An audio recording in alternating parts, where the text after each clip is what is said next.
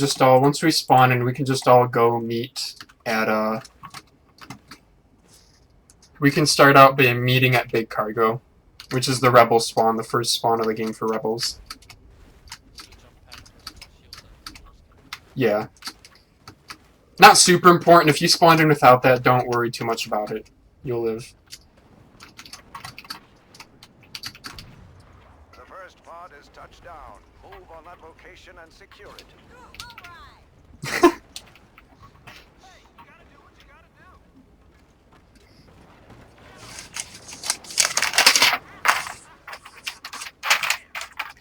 Alright, cool. So first thing I want to do is I want to do introductions. So we'll start out with FUPA. I want to know clan you're in, your favorite map, and 2 areas you want to improve your gameplay. We'll start out with FUPA. Yeah, sure. Hi. I'm in Motu. Favorite map is the one with the Millennium Falcon in it. Rebel Depot, maybe? There's 2 that have the Millennium Falcon. The one that's not on Hearth. Rebel. Yeah. Rebel base. That one, yeah, sure. Things I need to work on, I guess. Aim and kind of playing with a team, making the most out of opportunities, and making opportunities if there aren't any. Okay, cool. Next is Jerry. Hi, I'm Jerry. I'm in Motu.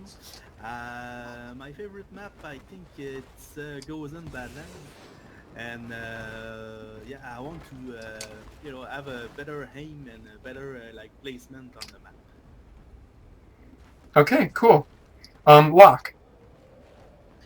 Hi guys, I'm in RE, and my favorite maps are probably this one or goes with Badlands, and I want to get better with the Cycler and also probably enemy awareness. Excellent. Fritos. I don't know if you have a mic, Fritos. I guess if he doesn't, you can just use the all chat. So, clan, favorite map, and areas you want to improve on. Yeah, I have a microphone. I just can't speak very loud. Oh, okay, no problem. Let's see, my clans. I do play a lot with the SWL clan. Maps. I really enjoy the indoor map, the small indoor map. And what was the other question? 2 areas you want to improve on. Okay, one area I want to improve on is my accuracy, and then another area I want to improve on is being able to like avoid or escape enemies when you're kind of surrounded. Okay, cool. Comet.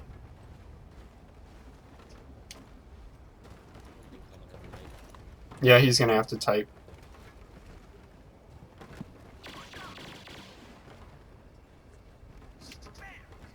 So, Comet, the questions were, your clan, well, you're currently in E8, your favorite map and 2 areas you want to improve on. Okay. Aim and positioning. Alright, seeing a lot of the same thing. Okay, cool. Destroyer. Hi guys, I'm Destroyer. I'm not currently in any clans. Favorite map, just because it's a lot of fun, not necessarily the most balanced, is Rebel Base, I think it is, the indoor Hoth map. Plus I played a lot of cargo. And 2 things I want to improve on most are probably using cover more effectively and just general enemy awareness and positioning. Okay. Cool. Nutcracker, you're next. My name is Nutcracker. I'm a sack or this is probably my favorite here because it's positioning and aiming with the pulse cannon. Okay, positioning and aiming with the pulse cannon. Alright, excellent. And last but not least, Elvin King. Hi, I'm Elvin King. My favorite map is probably this one, the Dune Sea. I'm not currently in a clan, and I want to work on aiming and working better as a team, and also just staying calm under pressure. Okay. Cool. Alright, good. I wanted to get that out of the way because both helps me to know kind of where you guys are at and what you want to work on, and it also helps you guys because then I'll be able to do this more accurately and better for you guys. So we're going to start out by doing third-person peeking techniques. This is basically, if you guys have seen my YouTube channel, this is basically going to be a demonstration of the 5 videos I have on there. Those 5 examples are slicing the pie, tilt peeking, C-switching, FOV adjustment, jitter peeking. So the first one I'm going to talk about is slicing the pie. For that, we can just use any kind of... You know, we're going to use this over here. These Hoth defense turrets. So slicing the pie is a technique used to breach, to kind of make sure an area is clear before you move forward. So I forgot who it was who said that they wanted to make sure something, okay, so Fritos, you said you wanted to work on escaping enemies. Well, you don't have to escape enemies if you don't put yourself in a bad situation in the first place. And slicing the pie is one way that you can prevent that. Essentially, slicing the pie is as you traverse the corner. So let's say I'm the rebel, I want to go over into big cargo in that direction. What I'm going to do is I'm going to, instead of just kind of sprinting out here and checking for enemies like this, you're going to do more of a around the object that you're looking at kind of technique. Slicing the pie, it's more relevant in first-person shooters where you can't peek, because in third-person you can peek, obviously, but the idea is that you just want to be gradually coming around the corner. And this has a few benefits. So Spathy's aiming right at me right there. So essentially what would happen, if I just kind of came sprinting around the corner, we're at an even gunfight right now. It's basically who gets the first shot off or who has better aim is going to be the victor in this kind of a gunfight. Instead, if I slice the pie, which is, it's called slicing the pie because essentially you're going around the object of cover at a slower pace. You know, let me have one of the other map people. I want you to stand right there, and then okay, Patero, you go there. Strix, you go here. It's called slicing the pie because you're gradually going around this corner and revealing enemy locations one at a time. So if you guys kind of stand behind where I am, you can obviously slowly turn as you turn the corner and expose one enemy at a time. Now, the idea is that if I see Spathy first and I start engaging him, and let's say, you know, whatever, I have a worse weapon or he has better aim or something, and I need to get to cover, all I have to do is move slightly to the right, and now I'm safe. Alternatively, if I had just kind of sprinted around the corner here and he starts shooting at me, I gotta run all the way back here. So slicing the pie, it always gives me an exit strategy. And because you're doing one slice at a time, if you're dealing with multiple enemies, so again, if you're into, you get into a hairy situation, let's say you do sprint around the corner and you are good enough and you take out Spathy, now you're dealing with Patero and Strix. So slicing the pie, you're taking it one slice at a time, you deal with Spathy, he's dead, now you can come out and deal with Patero, but maybe you're weak from the fight with Spathy, so now Patero's locking onto you and you need to go to cover, you can still do that.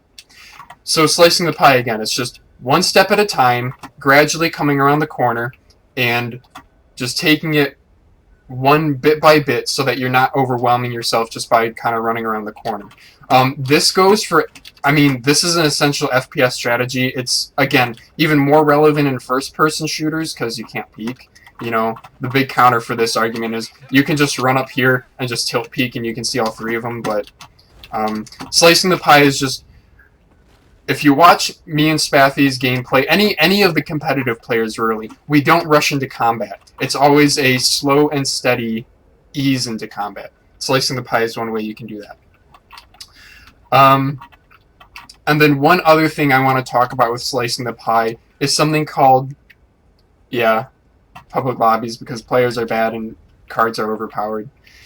Slicing the pie also has another thing that I like to call mirror movement. So for that, I'm going to, let's go ahead and run over this way.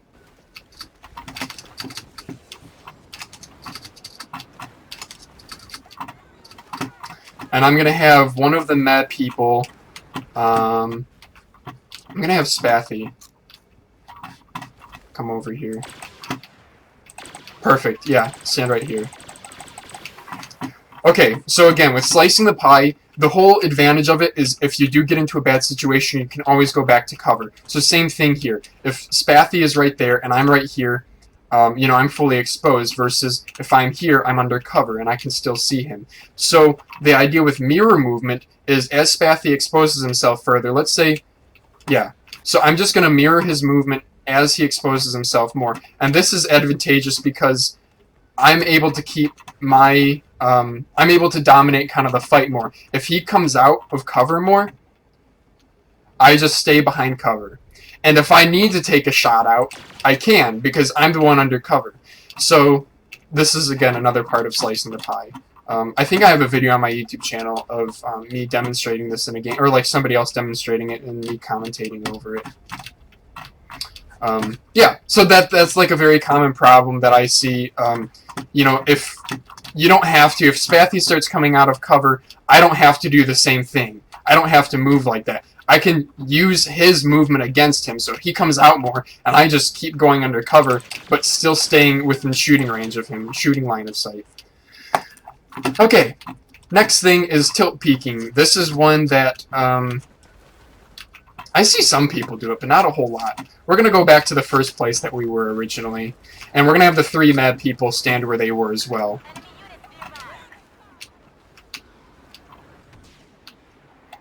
Tilt peeking is pretty simple. Basically, and you guys can try this out too, you're going to go up to your object, and with third person, you know, right now, looking forward and hitting Spathy, I can see Spathy. I can't see the other 2 mad people. But simply by looking to my right, you'll see my character. I'm turning my head to my right.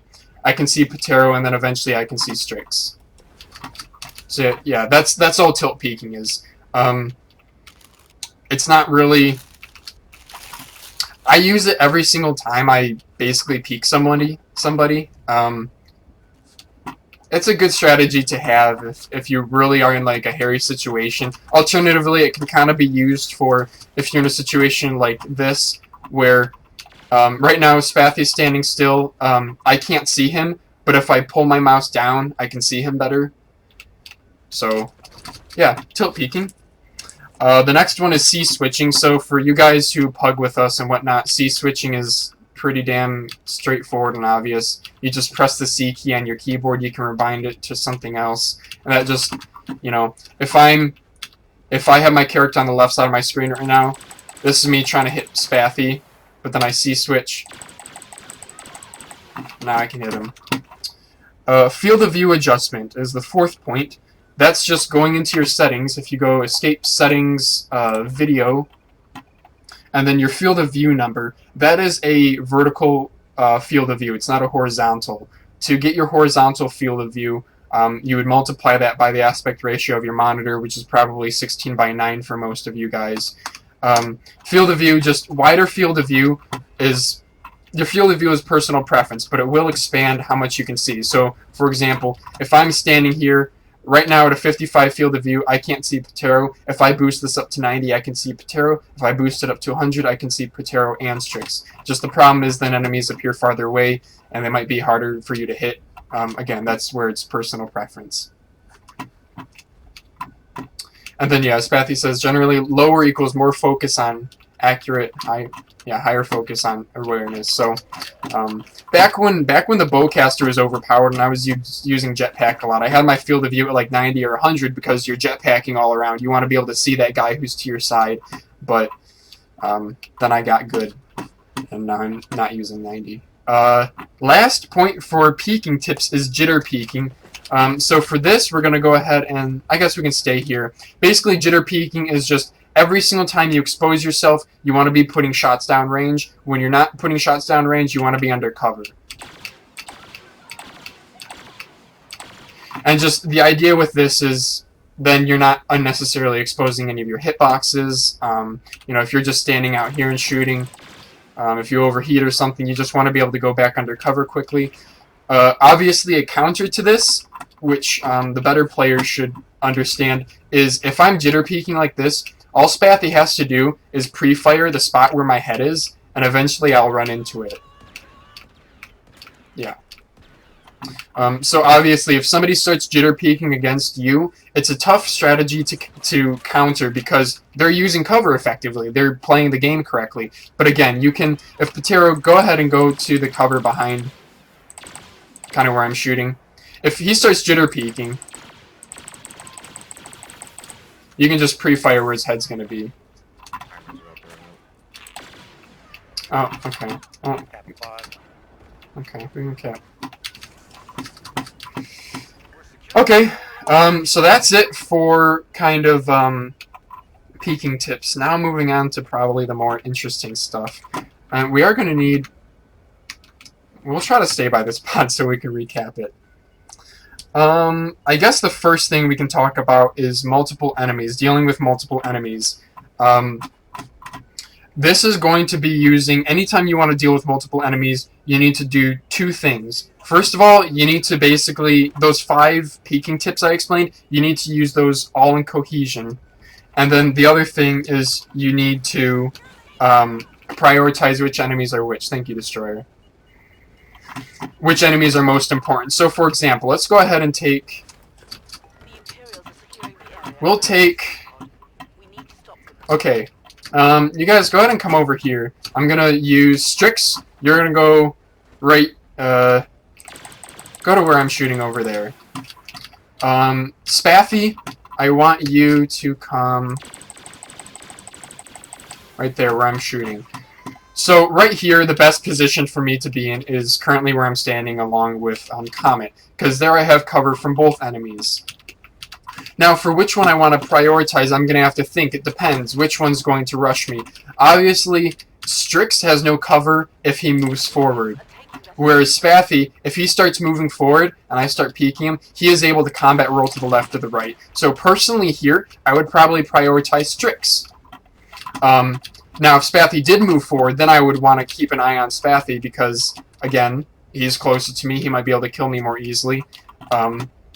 And so if they start doing, let's just say, if Strix keeps his position but Spaffy moves outward, if Spaffy were to move forward, that's when I completely ignore Strix and I start engaging Spaffy.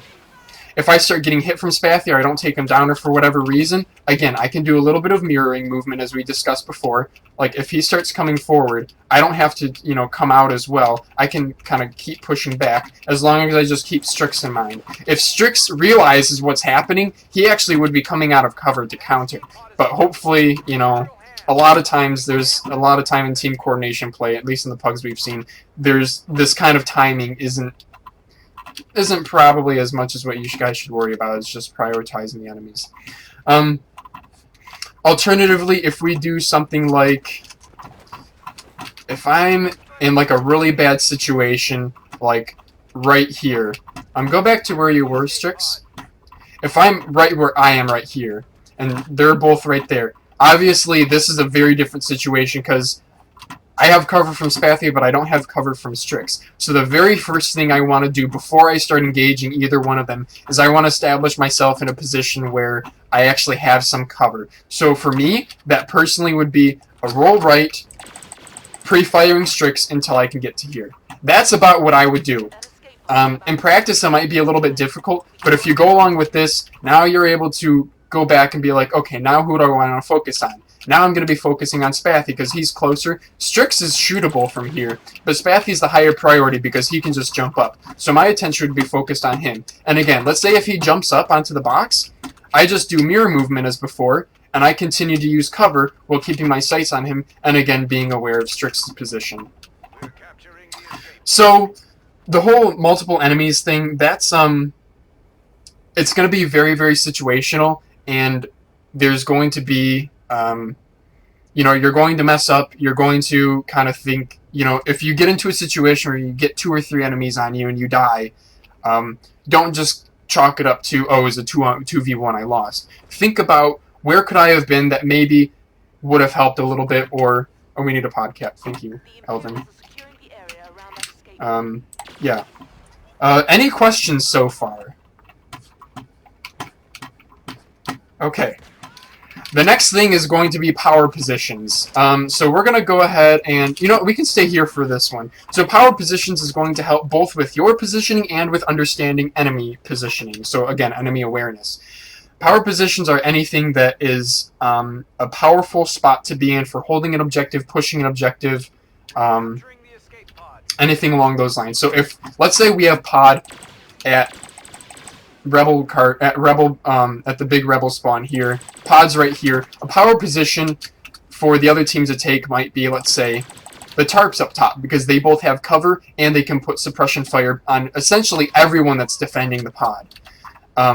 So you as a person who's defending this pod, you need to be aware, okay, enemies might be coming from up there. You need to position yourself, you know. A very common mistake that I see here is people, if Spathy's the pod, hello Spathy. People sit right on top of the pod for the for this defensive point, and usually sitting on top of the pod is okay because you can kind of, again, mirror movement around it and peek and everything. But realistically, look at all this other opportunities for cover, and if they start to come down, let's say shield capping or whatnot, you don't really have anywhere to move. If you move left, you're going to be dealing with people out here as well as the people over here. So, like, personally, a good position is back here, because this gives you a good vantage point. If people start coming from the left, you still have cover, 2 sets of cover here and here. If people start coming from up top, you have plenty of options in front of you. And if they start capping pod, you can still push forward and still be under cover. It's just more options. So power positions will be very map dependent. Common ones that if you guys have plugged with us that you'll see, the pod on this map that goes down by the tail end of the ship by the Imperial spawn, one of the positions that I really like to take up is being on the tail end of the ship, because that's a really easy way to clear 2 or 3 enemies minimum. So if you're an Imperial over there defending the pod and I'm getting up on top of ship, be aware that, like, I might be coming around. And that's even, you know, further emphasized by, like, if I'm running bowcaster and I'm on top of the ship and I have the high ground, expect that, you know, so-and-so is running a bowcaster. You know, have your team call out, you know, Phalanges is running bowcaster and he loves that fucking spot on the back of the ship. So, yeah, power positions, I guess I kind of want to hear from you guys. I listed 2 examples as the tarps and the tail end of the ship. What are some other examples on this map of powerful positions for objective play? I think servers is good. On top of servers is good for the first pod. Okay, yep, that whole catwalk area, yep. Because it allows you to both watch the pod and undership. You know, a lot of people watch undership by being pushed up right underneath undership, but the problem is that's a long straightaway area. We can go, let's go over there. Thank you guys for continually capping the pod. That's actually, this would be a nightmare without that. I mean, the game lasts 15 minutes. It's not too bad. Yeah. Did you set it to only this map? Yeah. I'm gonna be bad just to let it cycle then. Yeah. I can do that in the future. So, you know, if I'm defending under ship from here, Destroyer is saying a power position is up here, which is absolutely right. If I'm defending under here, and they come from the side, I have no cover to get to. I mean, that's why I say when we start out this map, I always say 1 person go under ship, 2 people go, what's it called, Sarlacc side, and 1 person goes ship. Because that person going under ship, you know, if these people are over here defending Sarlacc side, that guy going under ship has a really easy kill shot. Oh, Patero was saying to let them cap that mid one. Okay, that's fine. As long as we still have 1 going. So yeah, power position is being up here, because that both allows you to watch the pod that's down and under ship. Yeah. What's another example of a power position on this map?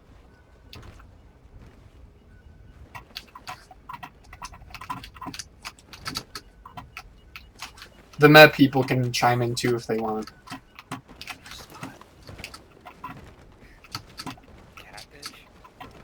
Yeah. P1 bitch.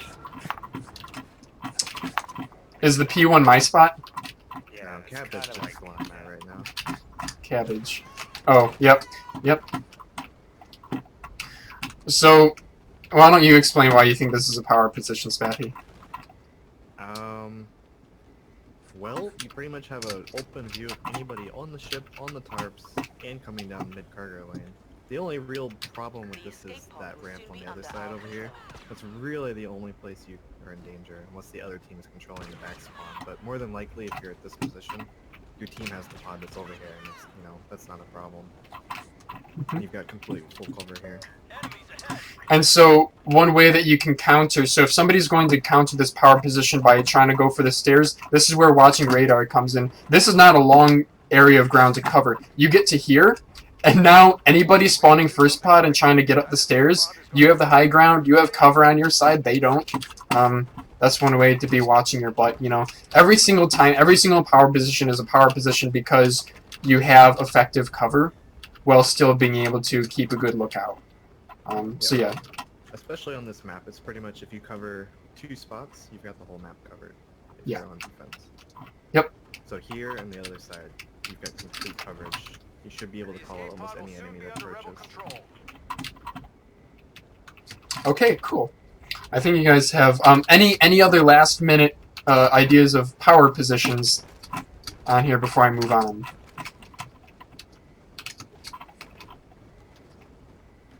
Okay. I mentioned it, but if you guys, get up there. No. If you guys just want to see it in practice, let's go ahead, go over to Imperial Spawn.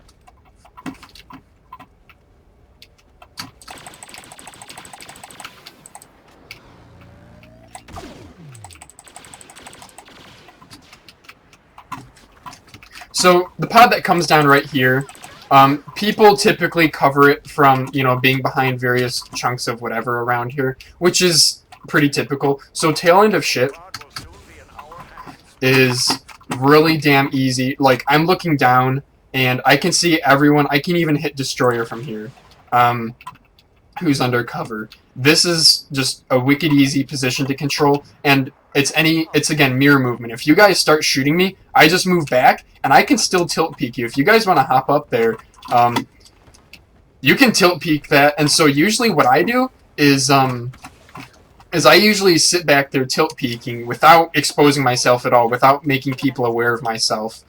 And I just kind of call out enemies to people. I say there's 4 of them on the pod. I say I can go in a few moments, and then our team is like, okay, we're ready. And I expose myself, shoot pulse cannon, shoot EE3, 2 kills. And that's before I even get a single shot fired back at me. Yeah, that's I think, I abuse the shit out of that spot, and I love it, so. Okay. So next point is kind of going along the same lines, objective positioning.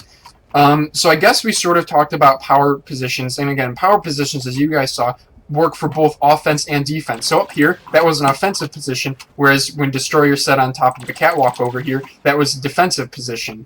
Other objective positions include just any time you orient yourself, you want to be aware of enemies, like their spawn locations, and you want to be aware of your teammates. So, for example, if you are going to defend the first pod over here, the one that Imperials currently have, this spot right here, this is actually a pretty strong spot. You just have to be well aware of, you know, you want, you know, if say Phalanges is covering this area, maybe you want to have, you might want to position yourself right here, because that way, anybody going around the tail end of the ship, maybe trying to flank Phalanges, you can take them out. Or alternatively, if they're going around the backside here, or through the mid here, you have first shot at them.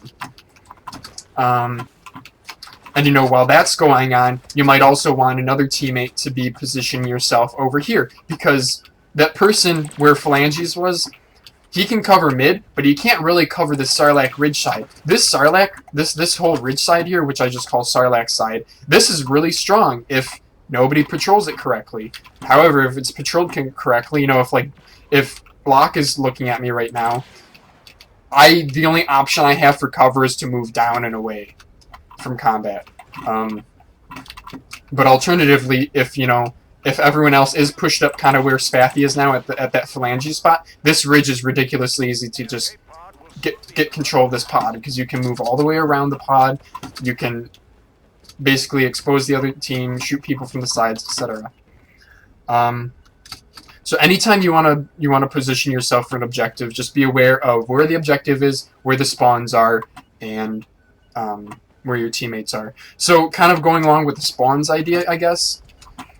So let's say Imperials have this pod, first pod of the game, right? Because they spawn servers, so they get this pod. Rebels spawn big cargo, so already Rebels should be focusing their attention forward. Now their spawns eventually switch, and Rebels will eventually spawn over at the Imperial spawn. And so obviously you want to orient yourself to counter that spawn. That doesn't mean, as if I'm right here, normally covering big cargo, that doesn't mean I go right here and I start covering like this. This is a decent spot for cover, but I don't want to sit here for long, because look at how much of my back end is exposed. So you want to be positioning yourself more fluidly. You don't want to just be like, this is where I am, oh, spawns are changing, and go to the other side of the object. You can dynamically adjust yourself based on where your teammates are. If that means, I know I do this, if spawn switch to Imperial spawn, I'll get up on top of Catwalk, because they don't expect that. They expect people to be down at the pod. And on top of that, you have a high position here. It's taking control of a power position.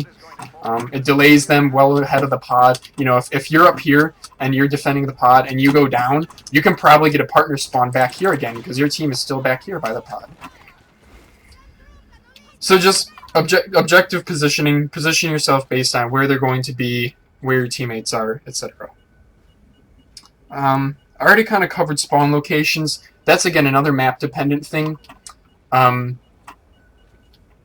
the callouts. I'm thinking about some of the videos I'm going to do in the future are going to be map awareness videos, and those will be focusing on map by map.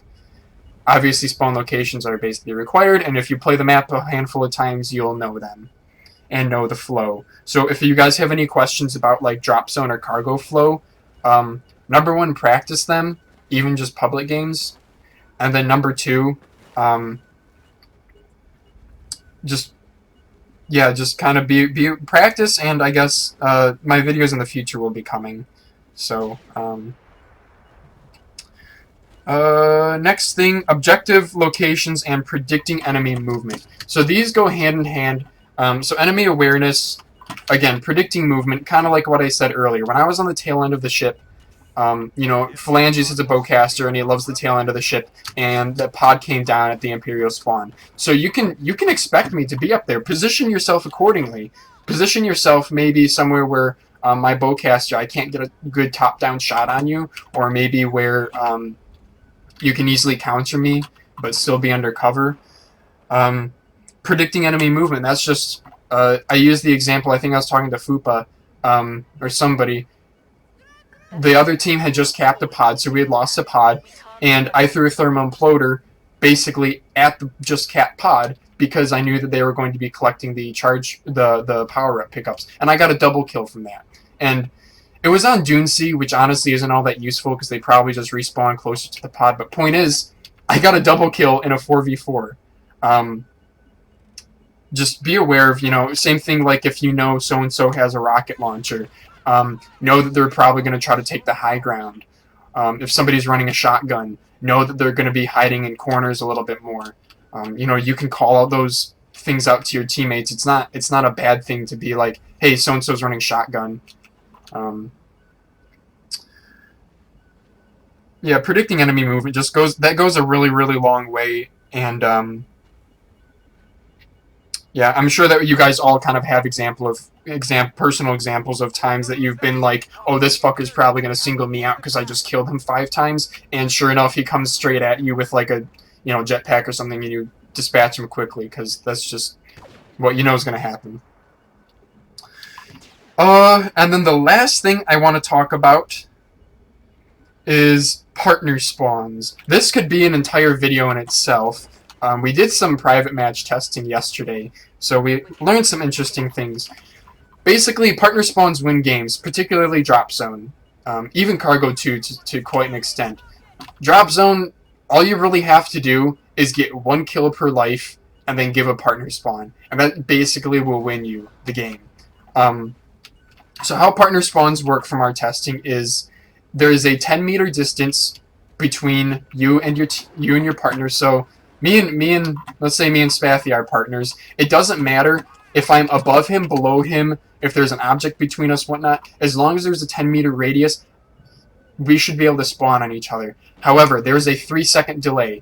So if I'm sorry, radius between me and the enemy.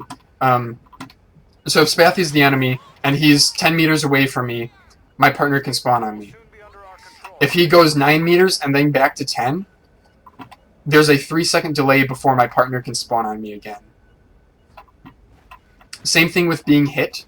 After you have been hit, there's a 6-second delay. Pretty sure that's a bug from back when, or that just carried over from back when the health regeneration was 6 seconds. So basically, if I hit Nutcracker, there's a 6-second delay before his partner can spawn on him. If I come within 10 meters of him, though, it resets that clock back down to 3 seconds until I'm away for 3 seconds.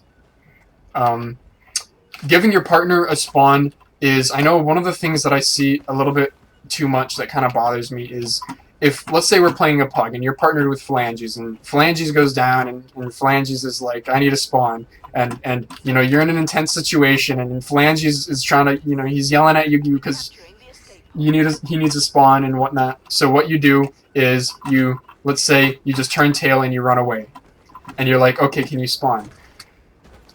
That will get the partner spawn, but you also lose any position that you've acquired. So say, for example, if I'm trying to push this pod and Phalanges needs a spawn on me, I don't have to just turn tail and run.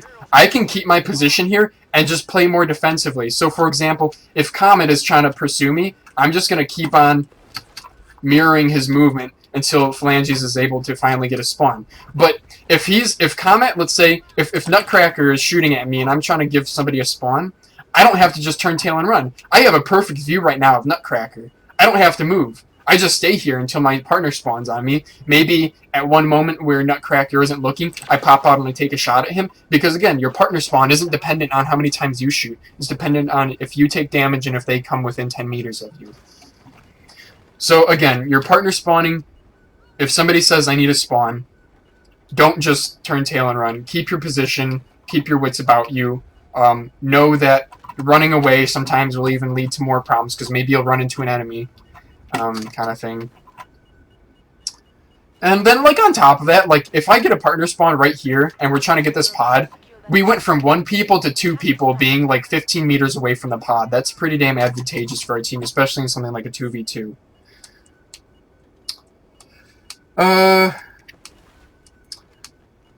Something we didn't test that we should in the future is if you get flashed, I bet you that counts as getting hit. So that's probably a 6-second delay. I don't know, though. We need to test that. Any other things that I'm leaving out about partner spawning that you guys would like to include?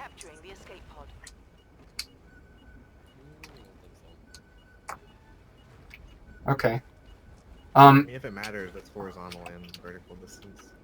Yeah, If it's... there's a guy under you, then it's still 10 meters. Yep. Okay, any other questions so far?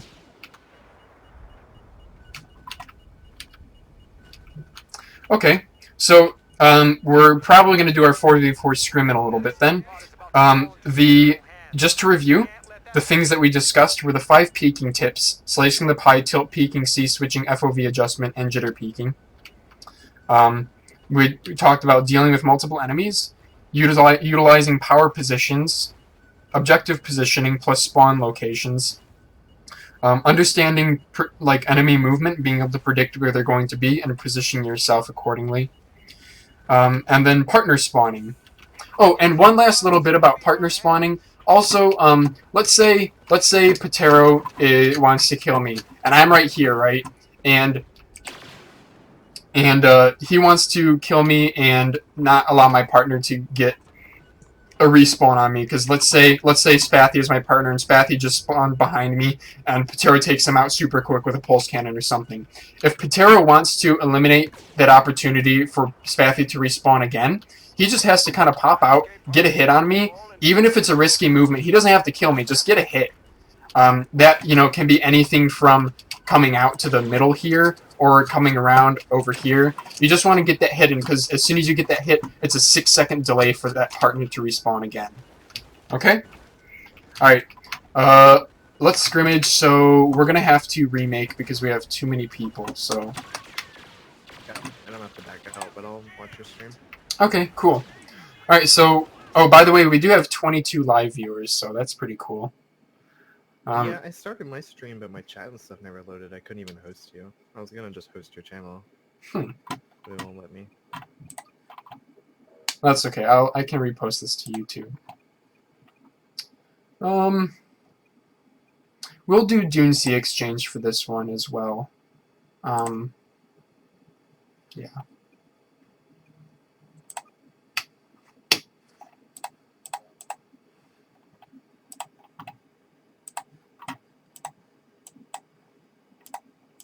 Oh, don't accept my invite, Spaffy.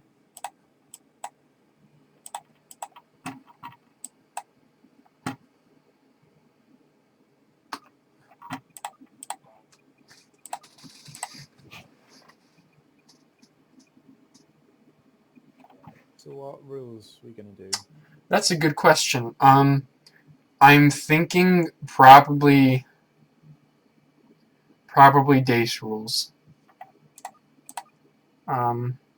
Or I could also, if you guys have any input, what you think would be good. I think Dace Rules is pretty relevant to all of us. Okay, excellent.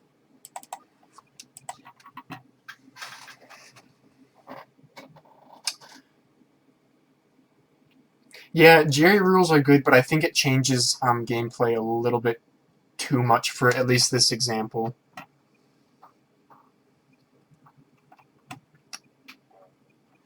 Okay, are there any other, let's see, Strix. That's who I was missing.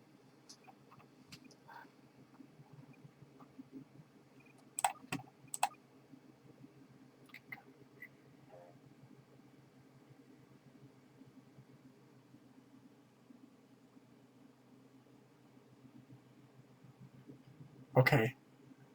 I have no idea how to do teams. How does... do these look somewhat even? I would say so. I just don't know the middle. 2 people on each side. Yeah, I'm not familiar with Nutcracker and Fritos. I actually, you know, I'm going to switch Nutcracker and Fritos. Okay.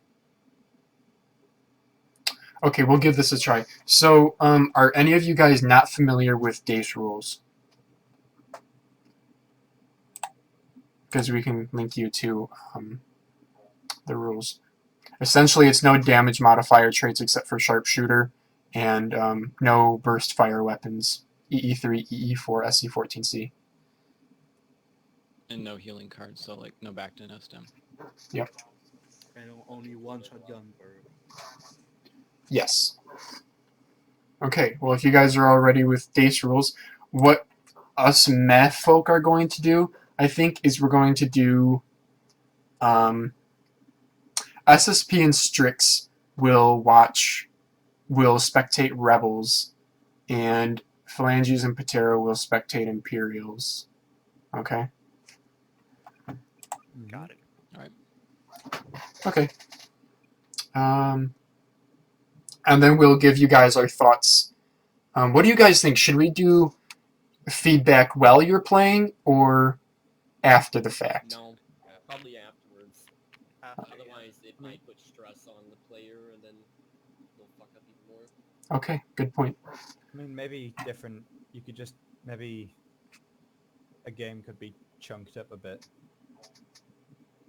I don't know if if it's a 15-minute match, say, then Might go for two pods. I think we could provide a little bit of feedback during, just very general, like going like as far as like the tips go, and definitely not giving away any of the enemy position and stuff like that. Just sort of just pointing out a few things here and there. Not providing like not speaking the entire time. Definitely not. What I if, think that- like, since you're recording this, right? What if we just went into a separate room and then they can kind of rewatch if they want to see it, Oh. and then we can still like give them like commentary afterward. But Yeah, Okay. that's not a terrible idea. The only other thing I would input is if you want to put the teams in different lobbies, and then you could also provide feedback on like communication and stuff as well.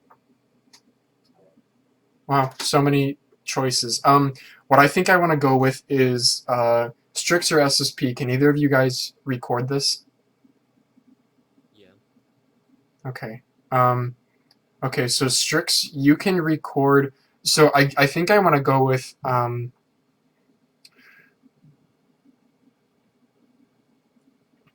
well, shit, I don't know. Let's There's no actually. wrong answer. Yeah, I know exactly. Yeah. You know what? Let's just try it simple. We'll do. So me and Patero, we'll do SSP's original idea of, because I don't want to like leave people up to, oh, you got to go back and rewatch the video.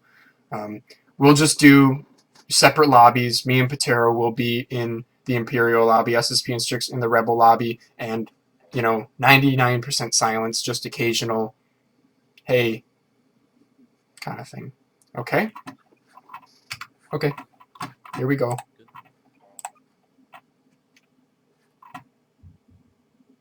Okay, stick with the sides that I told you. So we still got Imperial, me and Patero. I'll move the people.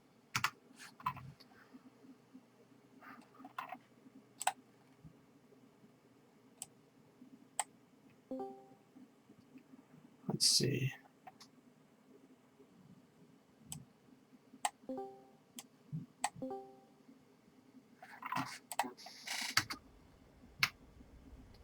Comet, Jerry, Elvin King, Nutcracker.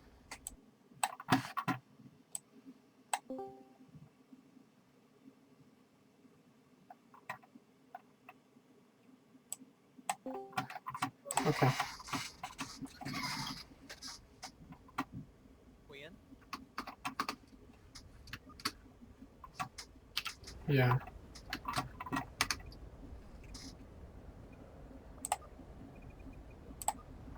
Whoops. Those pods are Fuck. essential to How our do you... cause. Capture as many of them as you can. I'm such a noob with spectating. How do you click a person? There we go. tab, I think. How do you... Oh, it's free cam you do. Okay. 26 people viewing live. Wow. Okay. I gave you a host. Oh, thank you. Incoming signal from the first escape pod. The escape pod will soon be in Imperial hands.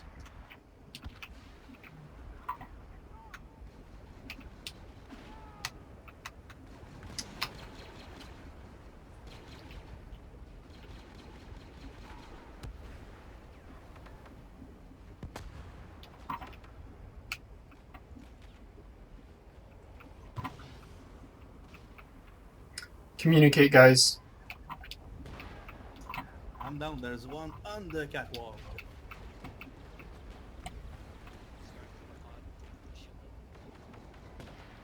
If we don't do something quickly, that escape pod is going Two to fall under into the hands of ship. the Rebel Alliance. Just above servers. Still above servers. Oh, watch out, he's under there. Their ship is clear. Here, I'm capping. Got it. I think there's still above servers.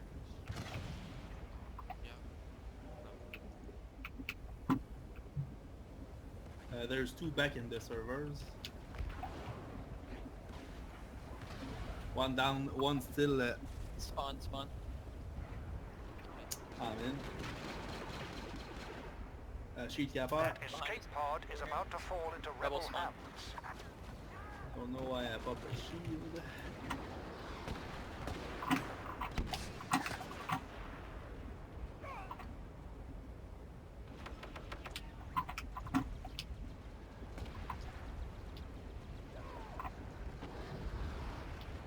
Servers. I'm down one sheet kappa. Rebel scum are about to claim that escape pod. They must be stopped.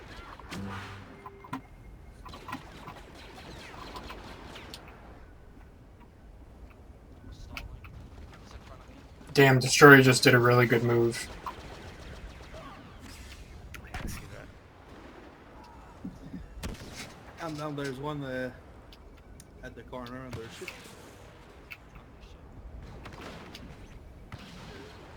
Rebels are securing the area around the One on ship. Someone on top of the ship. He's dead.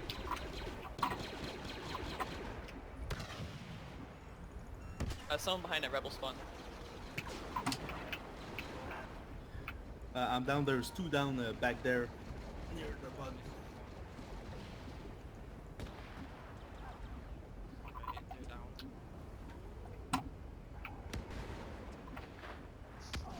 Oh my god, good mate. We have secured the area around the escape pod. Spawn on me. Elven King had some good Scanners are gator picking peek up in the there. location of another pod. Oh, there's Fupas over there. Under ship. He's camping.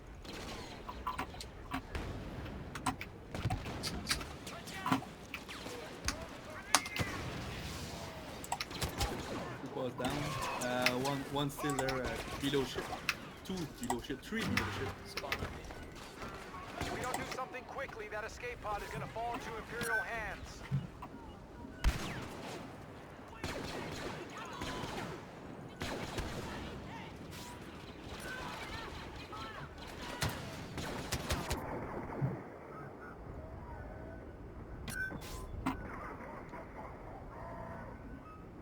Crap, got stuck there for a second.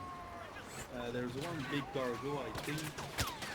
Yeah, there's one on the catwalk. He's going. Shield capper. If we don't do something quickly, that escape pod is going to fall into the hands of the Rebel Alliance. There's two down. Spawn.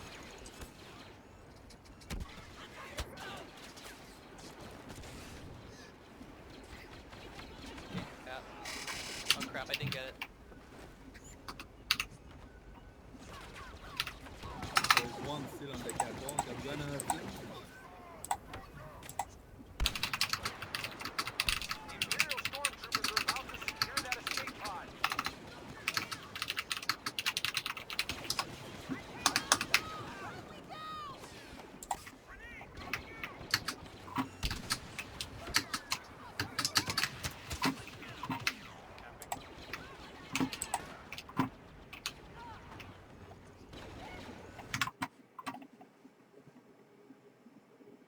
He's camping. One's camping.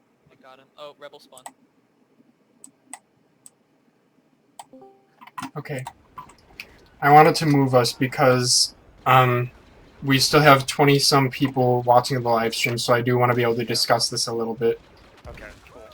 Okay, I'm seeing quite a bit of sloppy movement from Nutcracker, in particular. I don't know if you've been watching him, but he doesn't leverage cover. He just kind of combat rolls left and right, shooting the E11. Definitely, I know he's new to Pug, so you can tell his playstyle is definitely tailored towards out-shooting bad players, not quite to playing against these good these better players. Oh wow, Destroyer had a really good flank. Did you see those two guys around catwalk? They both got sniped, but Destroyer would have flanked them. Nice. Right now, Nutcracker gave Jerry a good spawn, or gave Comet a spawn, which is good. But again, Nutcracker didn't slice the pie there. He died from that guy, the other guy. So right now they spawn side cargo, so they should really figure out a way to diversify their movement inward.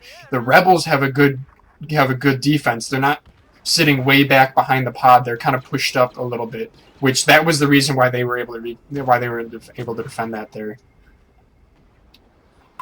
That was a bad jump pulse by Comet. Unnecessarily exposed himself. Okay. Yeah, again, Comet's kind of lagging back. He should really be focused on the objective. Like, he completely ignored those two guys that were above him, and he knew that they were above him, but he just kind of jetpacked in and died. Again, Nutcracker not using cover. Comet's not really using cover effectively there, and he has to pop shield because of it. It looks like Elvin was able to recognize that those enemies are engaging somebody else, and you know, Jerry got himself into a bad situation there. Destroyer is at tail end of a ship, obviously. It's a good position, not so much right now, but once, yeah, now it's good, because now they're spawning big cargo. But he hopped down anyway. Rebels are kind of clustered up right now. Imperials, you got Jerry and Elvin King both pushing the same exact side. That was also a bad move by Elvin, not really using cover. He's just sprinting along. And see, because of that, he took some damage from Destroyer. That's Destroyer got a double kill grenade. That's why you don't bunch up. Right now, again, 3 Imperials bunched up. Looks like they're moving a little bit. Nutcracker's jetpack was absolutely terrible. He jetpacked to free space and accomplished nothing. I don't know what Comet was doing there either. Okay, Rebels, if they do this right, they shouldn't all come from the same... Oh, okay. Well, we lost Patero, but... Oh, wait, he messaged me. Something's up. Oh, shit. Patero lost power. Okay. Well, I guess you guys just have to listen to me then. One moment. There we are. So, bye-bye, Patero.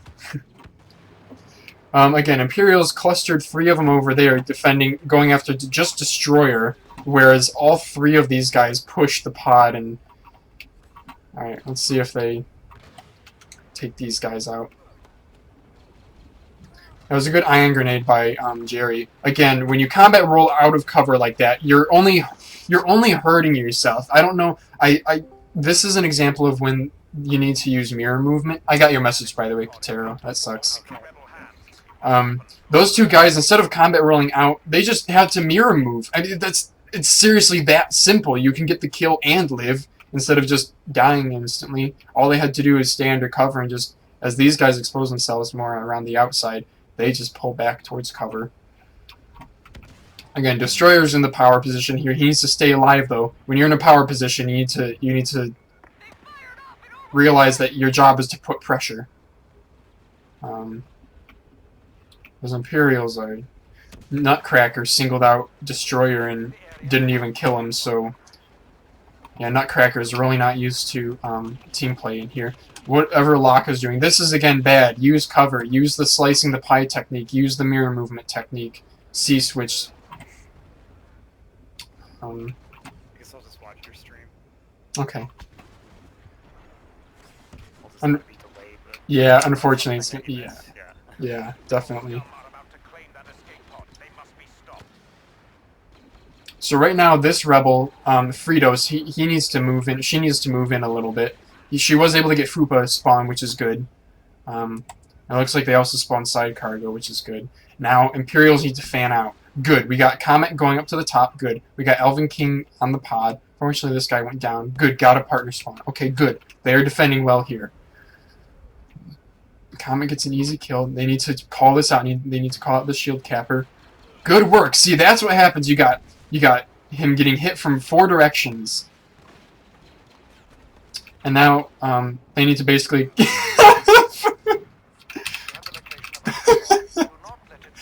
Oh yeah, I see that. Alright, again, you need to not be too tunnel visioned. Right there, Locke was too tunnel visioned on trying to snipe the guy up top and missed out on the guy right next to him. Okay, I kind of want to do a top-down of this. There we go. Okay, hopefully on the stream... Hopefully the stream is still working. It says chat's not working. Okay. Jesus Christ. It wasn't working for me before, it's just loading. Shit, really?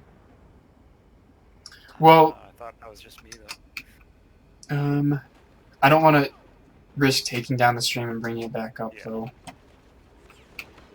Have people said anything in this stream? No, because chat's not working. So the stream is just spinning for you, not loading? Yeah. Damn. I mean, I still have 25 viewers. Maybe they're all spamming chat like, what the fuck's going on? That escape pod is I going can't to even fall type into in the hands chat, of the so Rebel yeah. Alliance. Shit. Should I try restarting it, you think? Let me just check something. Oh, stream is still going. Thank you, Smurf. You're a savior. Okay. I guess back to talking about this. Comet and Alvin are bunched up, but good. They're spreading out a little bit. They need to be calling out Destroyer on tarps. Rebel forces are about to capture Okay. that escape pod. So they got really hella lucky with that good spawn at Big Cargo. And right now, yeah, so that was a clean sweep by the Imperials, as you saw. These two guys were exposed themselves outright, and these two guys were unfortunately caught in the good Imperial spawn. So you do need to be watching out for the spawns whenever you position yourself. So again, Destroyer went top of ship, which is a smart move, and sure enough, by being in top of ship, you not only get to... Look at that! Destroyer went right in for the podcast. If he had a shield, he would have had that. And they didn't really do a whole lot to counter other than just shooting him. I mean, I guess they could have iron grenaded him or something, but... So Nutcracker is going for the quick cap. These guys are good, but that was good that Comet peeled off. That was good. Excellent. Now just look alive, Comet. Guess not. But yeah, that was good. Comet peeled off. When they had a 3-on-2 there, just... You know, your job in drop zone is sometimes when you're defending a pod, it's just a time game. Just hold them. So nobody's watching Locke. If I was Locke, I wouldn't have done that shot. I would have just done the ninja cap and then gone for the hit. Now, yeah, Nutcracker is not really... Okay, well, Nutcracker did do his job. Did get the recap. You don't need to necessarily do a recap unless it's getting close. Otherwise, you're potentially wasting a shield. We have an Imperial Orbital coming in. So that they need to be using to move in. So Jerry did use it to move in, but I don't think he anticipated Fupa being there. But it's okay. He did the mirror movement. You guys saw Fupa came in from the front. Jerry just moved to the side. Perfect movement. 35 seconds left on the clock, and it's 4-1 in favor of the Imperials. It looks like Fritos is trying to go up top, but again, she needs to be peeling off of combat right. She's low. Yeah, that jetpack put her in a bad position. Sometimes you just got to ease into the combat a little bit more, you know, slicing the pie. Remember that. Unfortunately, Fupa... Oh, he does have a shield, but he was injured, and that's game. 9 seconds left on the clock. Okay. Okay, so I hope that helps. That's pretty much it for the live stream today, guys. I'm going to go ahead and talk to some of these guys. If you guys want to stick around, we're probably going to go ahead and hop into their voice channels and kind of talk about what we saw. But yeah, hopefully this was interesting to all of you. I'll go ahead and move the channels, merge the channels together.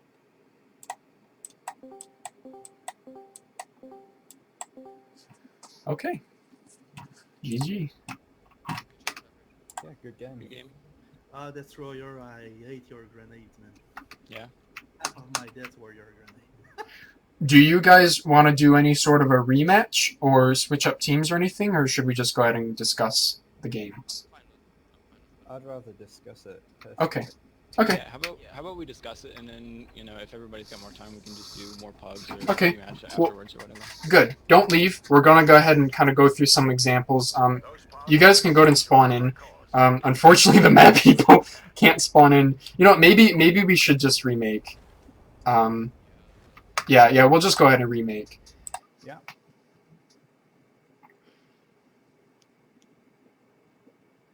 Ugh.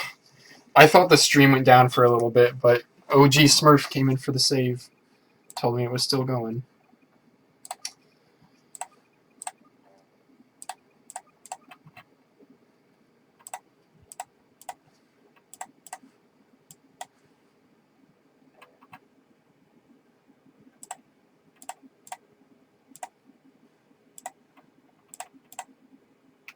Okay.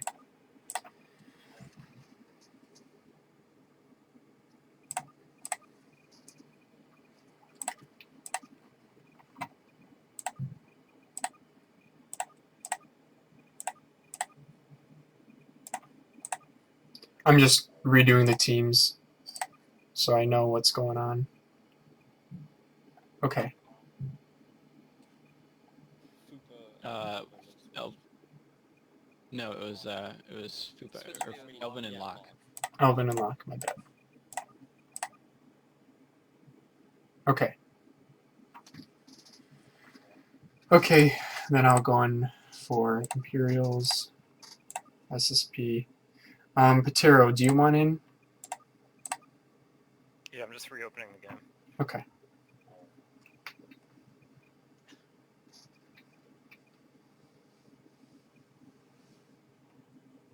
Okay, good to know. Thanks, Fritos.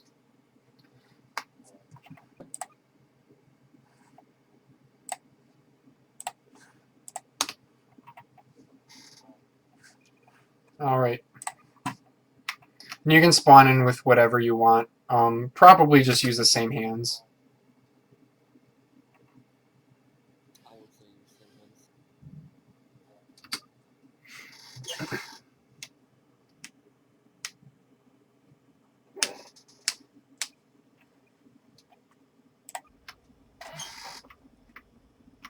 So, in general, the 8 people who just played that match, any general sentiments, ideas, observations?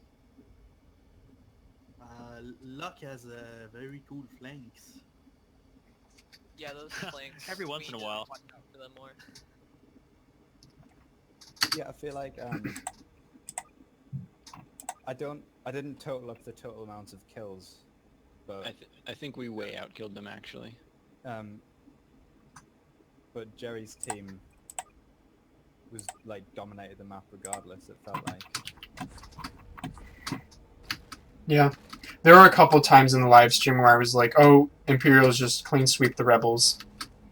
But I do think there was good playing by both teams, certainly. So we'll go ahead and meet at the first pod once that spawns in. I also don't think we brought enough anti-shield weapons, because every time we'd cap a pod, somebody run in with the shield and recap it, and either we weren't all there to shoot it, or we weren't close enough to melee, but it seemed that they always succeeded with those recaps. I think part of that was my fault. I usually run iron grenades to the cycler, but I put cycler arms because I'm trying to learn it.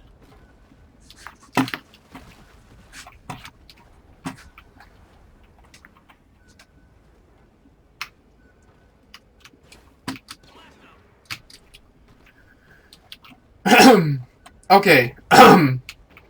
Early on in the game, I noticed, Nutcracker, you haven't plugged with us too much, have you?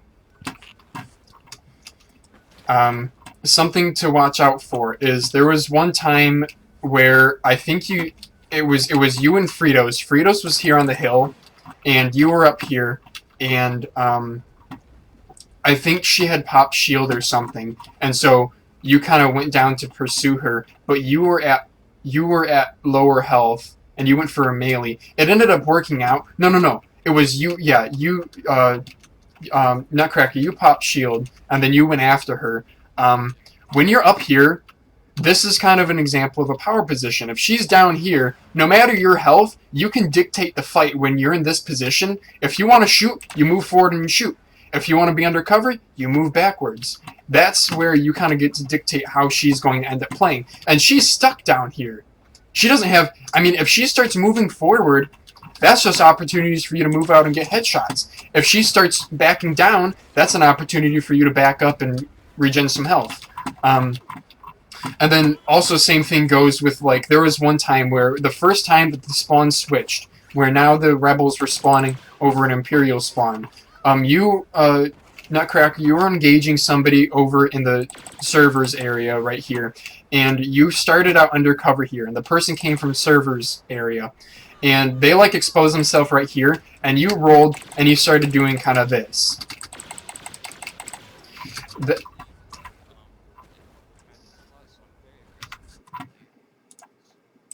Right. Right, and that's like totally understandable. Like, everybody honestly makes mistakes like that. It's just, that's just a prime example of, you guys are defending the pod here, there's no need to go on offense. It's a time game for you. If you wanted to, you could win the match simply by sitting here and just waiting for her to make a move. And that's all you really, like, that's all there is to it. If this person decided to move forward, You just stay under cover and shoot. If they start moving more and more and more towards you, you again mirror move, where you can still put shots down range, but you're continually under cover and they're continually exposing themselves. One other thing I noticed was, so Destroyer, you had a really freaking good play. It was this was the pod that you guys got, and this was, so yeah, Destroyer jetpacked up there. There was an Imperial, about right where I am, and maybe another one like right here or so. Point was, the other two Rebel guys were kind of struggling. The other two Rebel guys were maybe here and here. And with, 5 objects between you guys, it's kind of hard for these Rebels to push those Imperials out. Destroyer, it looks like, instantly noticed that that's what was going on. He jetpacked up here, and from right there, now this person's getting shot at from 2 sides, and Destroyer, if for whatever reason he needs to back up for cover, he can. And, that one move really swayed the fight into the Rebels' favor right there.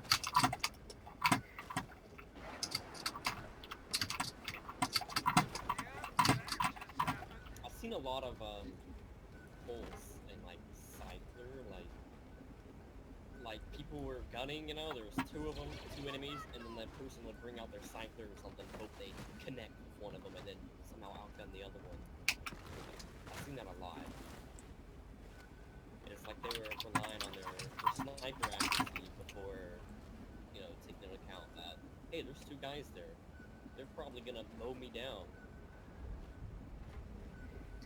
Right. Sometimes it's about being patient. You don't have to, you don't, to get a high kill count in a game doesn't mean you have to run back to stim and rush headlong at the enemy. That can directly lead to high scores, but it can also lead to high deaths. In Pugs, it pretty much just leads to high deaths. Now, if you play it a little bit more slow-paced, again, leveraging, mainly slicing the pie, mirror movement, jitter peeking, if you utilize those strategies, you don't really have to worry about dying too much until you get into a situation where you're really stuck. Most situations, if you use those 5 tips, you'll pretty much win every single blaster fight because you're dictating how the fight's going to go. Especially since Drop Zone's a defensive game, that's the main thing. It's breaking through their defense. You guys did a good job of partner spawning, which kind of solidifies the defense, but sometimes defense doesn't mean killing people. Sometimes it means you injure the dude, and he's at 25 health, and you want to go after him. Like, that's your instinct. Oh yeah, I can kill him. But maybe he's undercover or something. Just wait it out. Let him waste the 6 seconds regenerating health. That's 6 more seconds you're closer to capping the pod. And kind of what Strix was saying about, pulling out a star card hoping for that shot to connect. Wait it out. You don't have to. There's no rush if you're, unless that pod's like 5 seconds from being capped by the other team, there's no rush.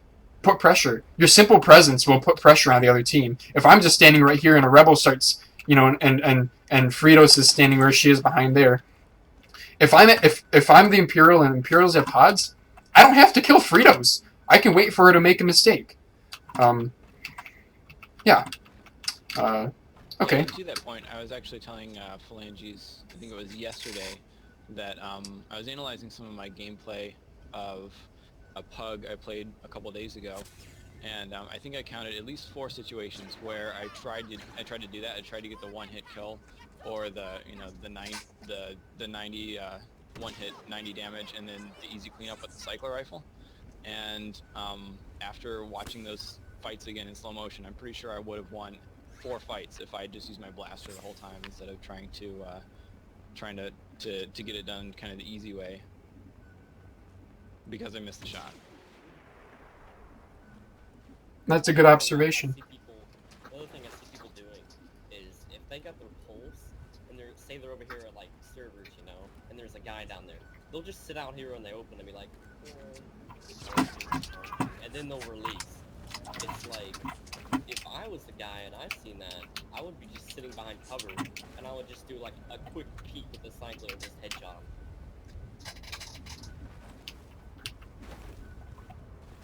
You know what I mean? Like, it's just sitting out in the open, you rely on like purely on reactions. Like if I'm behind cover, they're charging pulse at me, they're relying on the reactions of when I peek to pulse me. Yep.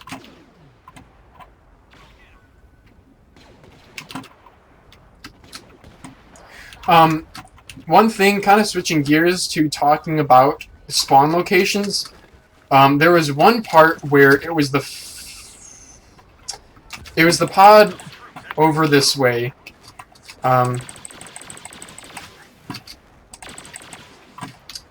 It was a pod.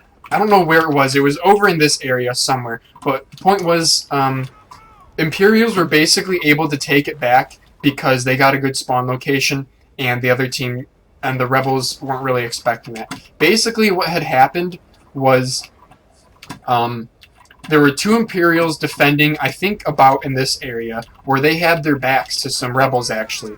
But what happened was the Rebels... I know Fritos was one of them, and then there was another person. One was on tarps, and one was over here. And they were ready to take that pod back. But what happened was 2 Imperials spawned in big cargo, and both the Rebels basically got taken out instantly.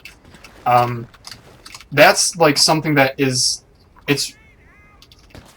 Like, you can't really blame them, because it is Dune Sea Exchange, which has some pretty fucking whack spawns.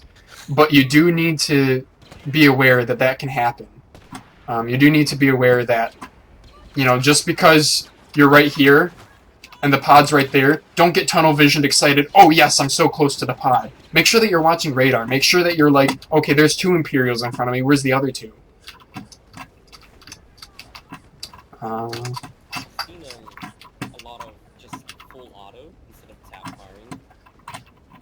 In case you didn't know, that if you tap fire like the A280 or the H711, it's like basically a laser. It's laser action.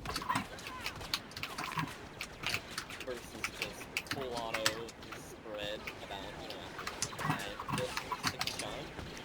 If you just tap fire it, it's like a laser.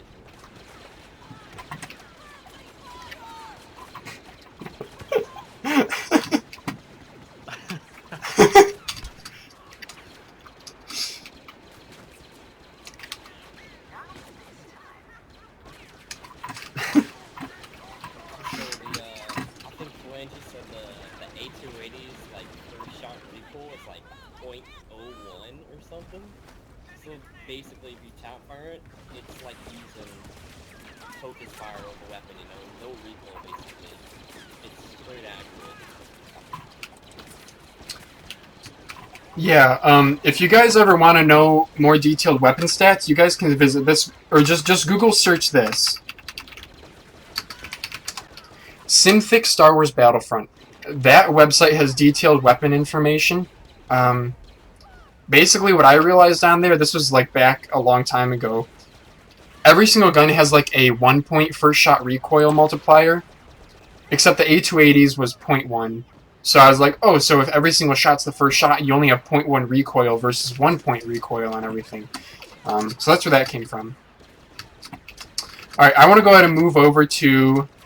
let's go over to the pod that was over at the Imperial spawn. Let's talk about this over here. Oh, another thing I wanted to mention is that Law, at the very first pod, you were doing that little flanking route by the Starlight Pit hill, Yeah. I guess, and you killed one enemy, and then, like, Jerry or somebody started shooting at you, but you continued to, like, run down the hill. You were, like, at the top of the hill, he started shooting at you, you could easily, like, roll the other way and went behind cover, instead of running down the hill. Yeah, I think I panicked. I tried to get cover by going down. I also seen, Nutcracker with, like, a smart rocket at, like, maybe the 4th, 5th pod. Over at the big cargo area, you wasted it on Fupa, basically. Like, it was like a point-blank engagement, you know. I would have saved that rocket for, like, something else that actually needed. Maybe I need to take out 2 people to delay their rush, or, you know, maybe I need to hit the person capping the pod. Something important instead of, you know, just, oh, here's a guy, boom, dead.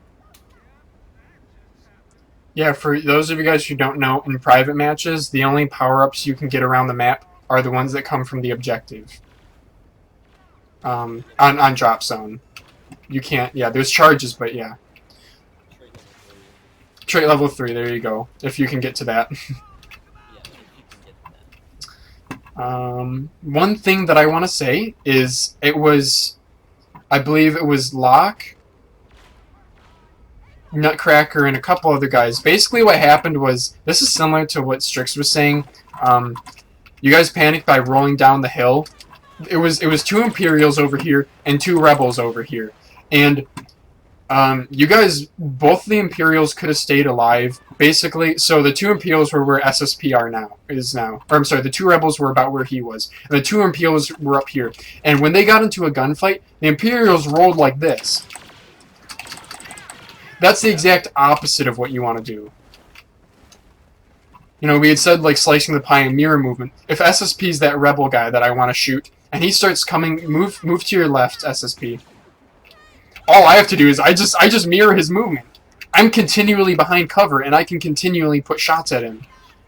If he starts being like really aggressive or something, I can back up more. If he's, you know, rolls the other way or drops his defense for a moment, I come out more and I can shoot. So just make sure. You know, a lot of people are like, I want to improve my aim, because that's a very tangible way to improve your game. But another way that you can really improve your game is use cover effectively. Don't take it for granted. Go ahead. A large part of it is staying, I guess, calm under the entire situation. I think a large part of it is just sort of panicking and either getting tunnel vision on a, like you said earlier, like on a low health target, or just rushing out of cover, you know, out of just a panic. I also noticed that whenever a lot of people, whenever they capped, whenever it was like a 1v1 situation and someone was trying to cap a pod, and say someone shielded and the enemy used a 9 grenade, a lot of times the one capping would immediately like roll out of from behind the pod after they're done capping, which at that point they've gotten damage from the iron grenade, so it was an easy kill for the other person.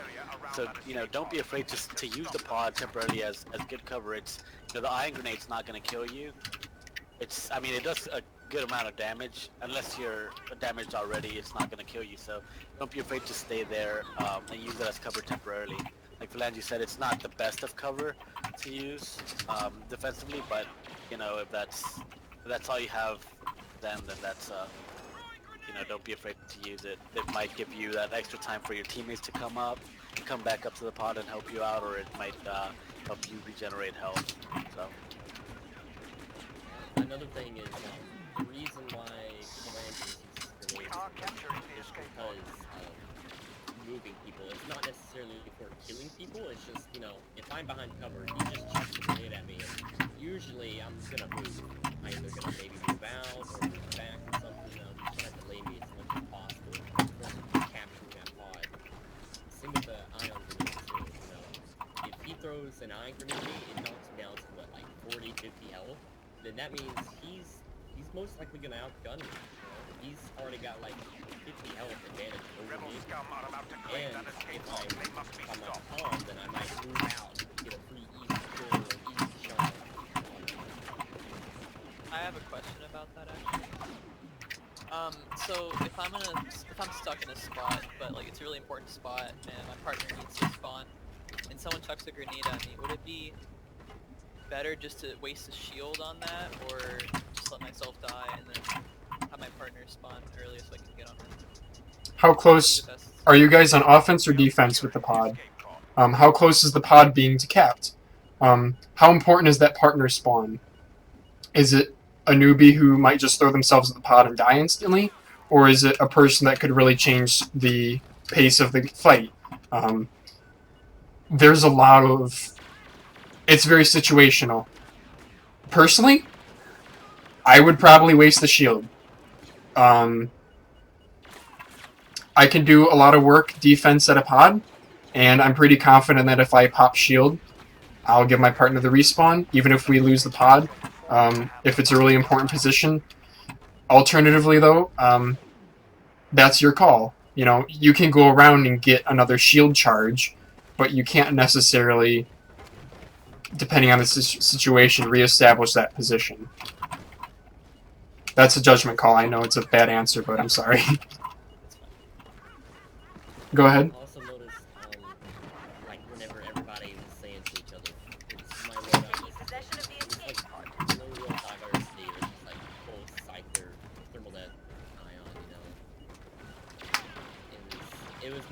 pulls and cycles, what I'm talking about, you know? Maybe like one person pulls fine, you know, maybe a couple cycles, but it was like everybody was going pulls, everybody was going cycles, you know?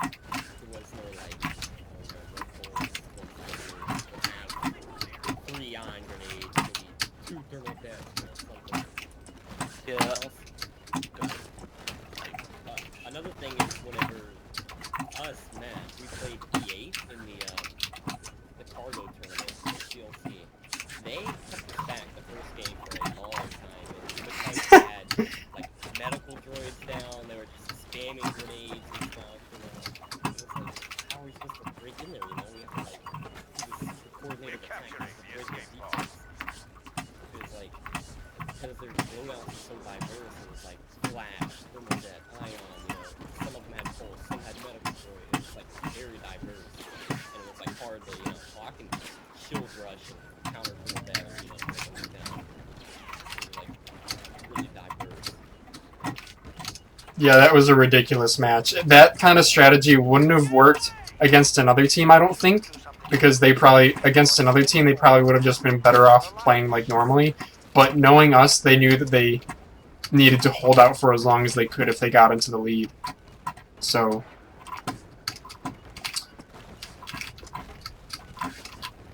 Yeah, like Strick said, when you're telling each other the loadout at the beginning, it's also sort of, you know, you're not just telling other people that you know what you're running. It's sort of also an opportunity for, you know, check what everybody's running. If you don't have a lot of anti-shield, then you know someone needs to pick up that role.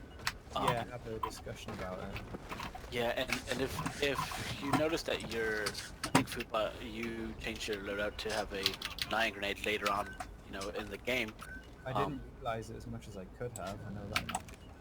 Yeah, and so if you don't have a lot of iron grenades, but you do have a cycler, then try to go back to that conversation that Strick said of, you know, people going for that one-shot weapon instead of using their blaster more. Try to keep your cycler for whenever you do need it at the pod, and not, you know, just for a random gunfight that might not be. That escape pod is going to fall into the hands of the Rebel Alliance. That's another point that I've noticed. I run cycler fairly often. Is a lot of times when someone will run at the pod, I will kind of instinctively pull out my cycler because I'm right next to them and it's a one-shot kill, which is a terrible idea because if I miss, then I start shooting them with my blaster and they pop shield, and I just use my cycler instead of starting with my blaster, waiting for them to pop shield at 5 health, and then then you still got your cycler. Yep. I have a question for those who ran cycler last match.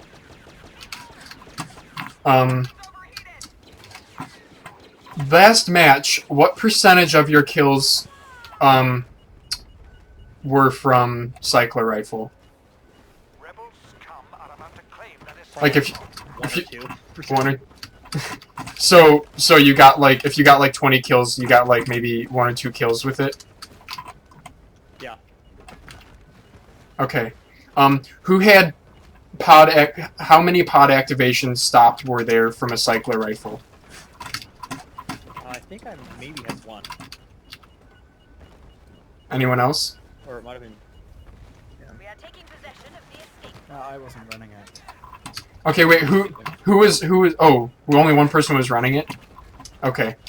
Well, I had it in a hand, but I never used that. I used thermal gun all the time. Okay. Another thing I seen was cycler. I feel cycler is more of a defensive sort of weapon.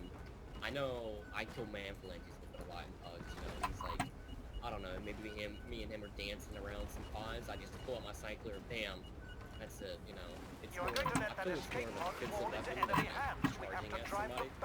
Bam, you know. It's just, I feel, I don't know. You know, if they're within that range and you're in cover, but they're not, I feel doing cycles, maybe that gives me, enough time to recover and pull out my main weapon, in case I miss, because I'm still in cover.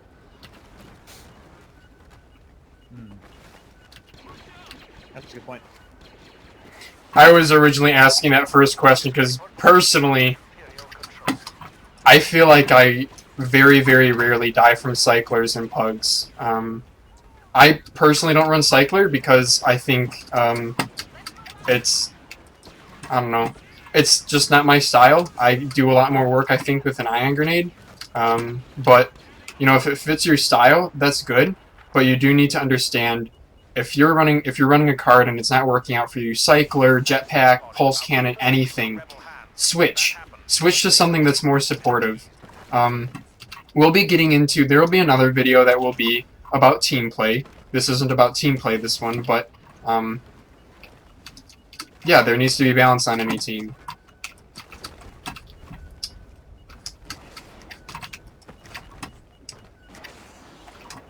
Okay, any other... I also want to hear from the players any observations you guys mentioned from that match. What things worked really well for your team? What things worked really well for the other team? Any mistakes you guys think you made? I noticed that, I'm not saying all the time, but a fair bit, we ended up quite bunched up. Not for a long period of time, but it did happen. That reminds me, that example that I was saying where Fritos or somebody else died because Imperials had spawned in the big cargo, when that had happened, that was originally initiated because they were, I think it was Fupa and whoever was Fupa's partner. You guys, okay, yeah, you guys were both right here, I believe. Okay, and there were 3 Imperials here, here, we're gonna need a recap on that. Oh, he's got it. Thank you, Jerry. There are 3 Imperials here, here, and here. And so there's 2 rebels here, and 3 Imperials back here, so it's tempting to be like, ooh, 2 rebels, we're gonna try to hold this spot.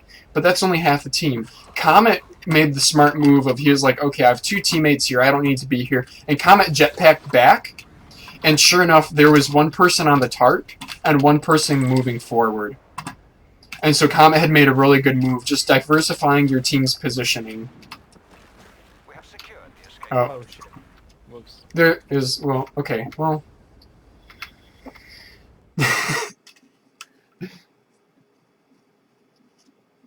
How did Patera get 2 kills? I don't know. Is that good? I also noticed a thing with the team I was sort of, looking for. I think it was the Rebels or something. There was one time on like the pod between like near the tarps and like the bottom of the ship, sort of like basically the center of the map in a way, by them little pop turrets. I noticed that you basically wiped the whole Imperial team, and there's like 1 guy underneath the ship, and then all of the Rebels just was like, let's kill this 1 guy. So they all ran at that 1 guy underneath the ship, killed him, and that gave the Imperials enough time to spawn at the back cargo back there and push up to where the pod was, and they had control of the pod then. Because Those pods are Rebels, they all essential to rushed our after cause. that 1 guy. Capture as many Did of them something as you can. really,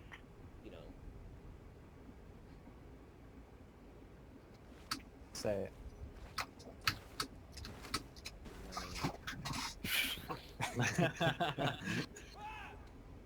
Yeah, I agree. It was kind of like one of those bunched up situations. I don't know if everybody was chasing that 1 guy, or everybody suddenly had this weird decision to go underneath the ship and cuddle together or something.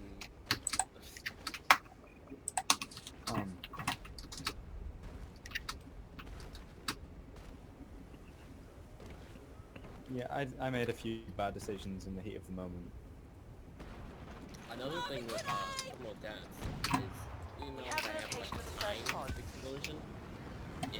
If you are like actually getting kills or like looking to get a kill or delay him or something, if I throw a grenade from right here to what's that, rebel spawn, I might get a kill. One of them might go behind that turret right there. It's like as soon as it reaches that person, it's already exploding.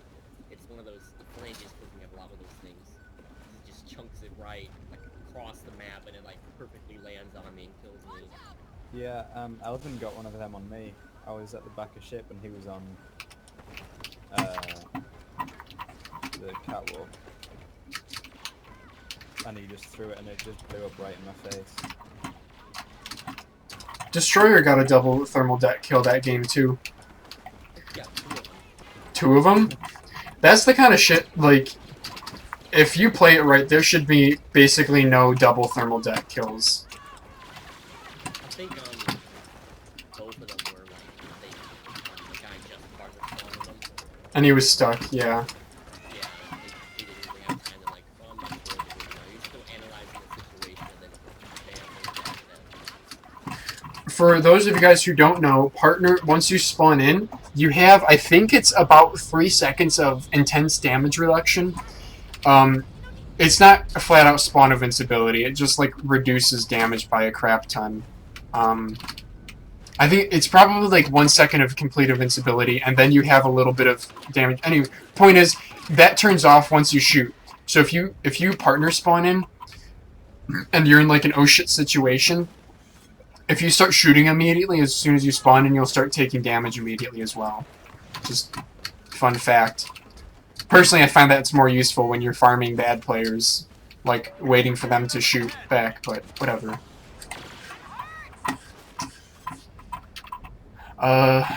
Fupa, you said that you were pretty aware you made a couple mistakes that game. Can you go over possibly what some of them were? None of them spring to mind. I left myself exposed a lot because at the time, just all sorts of like, where can I get hit from? Where's the cover? Where kind of just out. All that I was thinking about were who has the pod, where are they, and let's go kill them. Okay. It usually fucked up when I was thinking that way, but I can't reluctantly think of specific moments where it happened. Yeah, I also think the Rebels team didn't do the greatest job of communicating. I know there were a couple times that I went to run on the pod and I didn't tell anybody, hey, I'm charging the pod. So I had nobody else covering for me, and I just ran and got shot by 3 guys. So it was completely useless. Another thing on that communicating part, I didn't think there wasn't really that much communication. You know, there was some. It was mainly just about the catwalk. But one of the main things was somebody put an orbital down and didn't even tell I think it was Locke that was capping the pod. And so here comes this orbital, and Locke does shielded and everything, and like capping the pod, and this orbital just basically wasted at it. You know, it could have saved. That orbital could have saved one of Locke's shields, or you know. Yeah, I lost the shield there. It could have did like one of those clutch moments where you have to all of a sudden drop it because you know it's the last part of the game. You want to lose. And another thing is I didn't see nobody doing over by the Sarlacc pit, way over here. When the pod spawns, they're crossing the big one. There's a nice flank right here, you know. Big flank doesn't survive. Sort of just kind of creeping along the field, you know. Usually people are more focused on people coming from like, I don't know what you call that, things over there, that small cargo flanges. Usually people are focused over there, and somebody, if one person flanks over here, just one, they can pretty much take out the whole team, you know. Boom, dead. You move over here, boom, dead, you know. You got this amazing flank on it, but I didn't see anybody do that. Yep, that's one example of a power position on this map that, like you said, I actually do use this one a lot. There's just one big counter to it, and that's spawning at first pod. I mean, you're basically fully exposed, so when you do this flank, you need to be quick about it and be aware. But yeah, it is one of the strongest flanks on this map. Because remember, to do a flank, it shouldn't be like, I should probably flank these 2 guys, minute 30 seconds later, you finally get around to their backside and they're both already dead. I think that happened once. Destroyer flanked 2 guys on Catwalk, and it was a beautiful flank, but the pace of the game is just too fast sometimes. Anyway, go ahead, Destroyer. This is Locke, but one thing I Oh, my noticed was bad. that I died 3 or 4 times, because I got tunnel vision. Like, I was engaged with one person, and I don't know if, like, the Imperials spawned, and I didn't notice it, and they were right next to me, or they just flanked and didn't notice it, but that tunnel vision got me killed, like, 3 or 4 times. I noticed that too. I also noticed one time, Jerry, over by the small cargo area, you were like, I don't know what you were doing. You had your sniper out, and then 2 rebels were like on the left, and one was like behind you, and you were just like, Oh, yeah. la la la, didn't see anything. Yep. And then you got killed So it's like, did he not see him, or was he like searching for him, or couldn't swing his mouse around him fast enough? Yeah, I don't know. They got me by surprise. I did not expect them to be there. Even if I know the radar was like, red, red as hell. But yeah, I don't know. It's Yeah, that was just tunnel vision. yeah. I know a lot whenever people get in the little center circle in the radar, and I'm like, oh, fuck, where are they at? I'm looking all over the place here. Yeah. I'm like, tripping out. Where's this person? How'd I get here?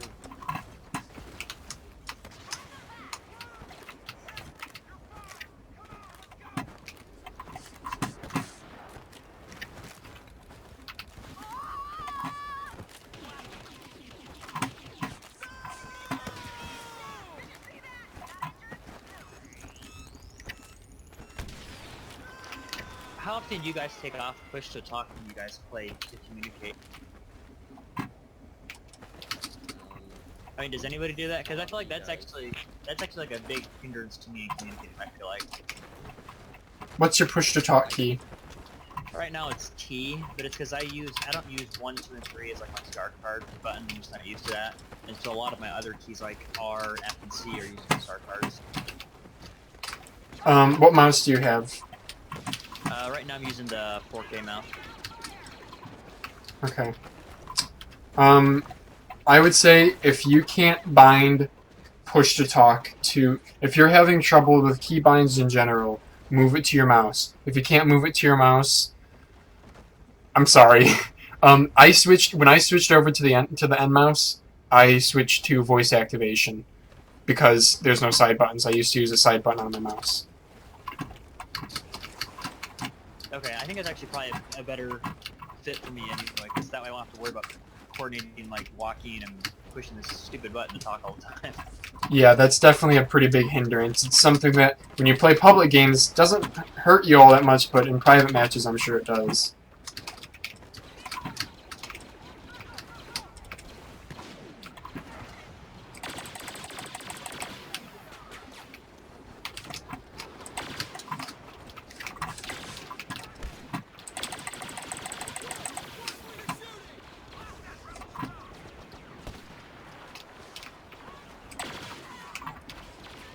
I have a quick question.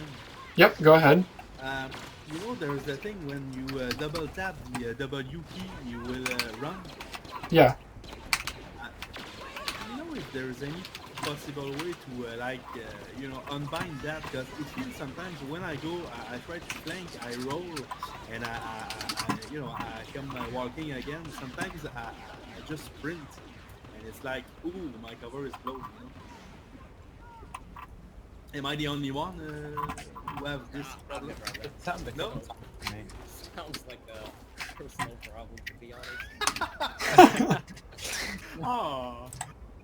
It's happened like once or twice to me, but definitely not that often.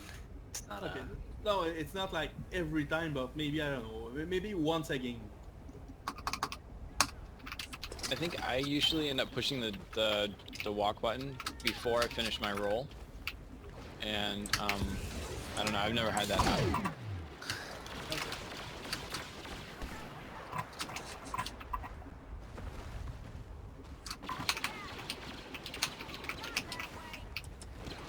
Oh, another thing on, since a lot of people want to improve on their aim, I know, when I was watching Phalanges, one of Phalanges' videos, he said something about, like, say I'm just sitting right here, I'm looking this way, or like sort of corner peeking, I guess.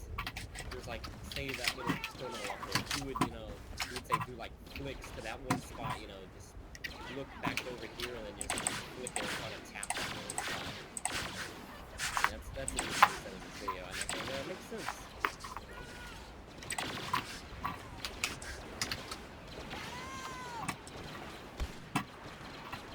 So that could help if you're like trying to get better at aiming, or like you could start rolling everywhere and just try to focus your tracking on one spot if you're trying to improve your tracking.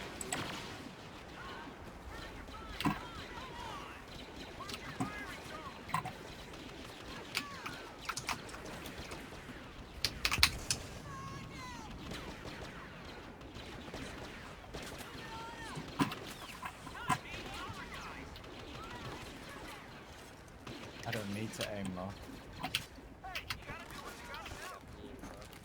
I was just practicing tracking you. Yeah. Okay. I've noticed that mine's pretty bad. Yeah, if you get like, I don't know, a friend or something, and then just go in a private game and just practice, you know, switch the same team so that each other just dodge everywhere and kind of practice hitting each other.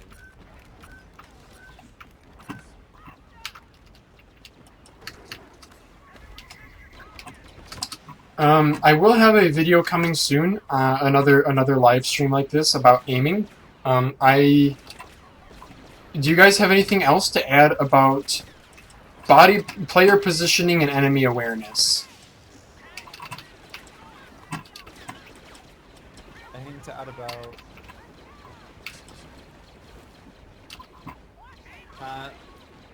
Basically, if you're, let's say,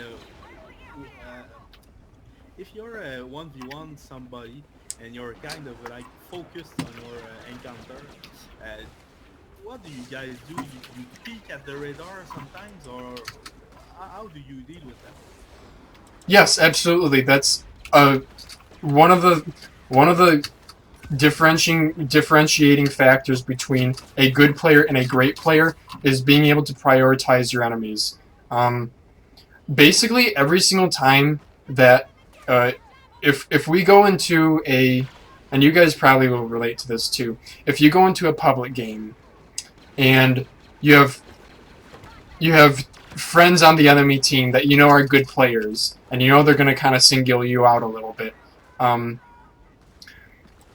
doesn't mean you need to completely shift your focus to being on them.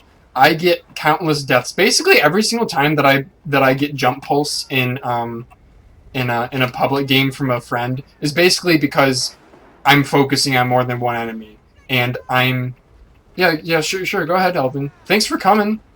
Glad you can make it. See ya.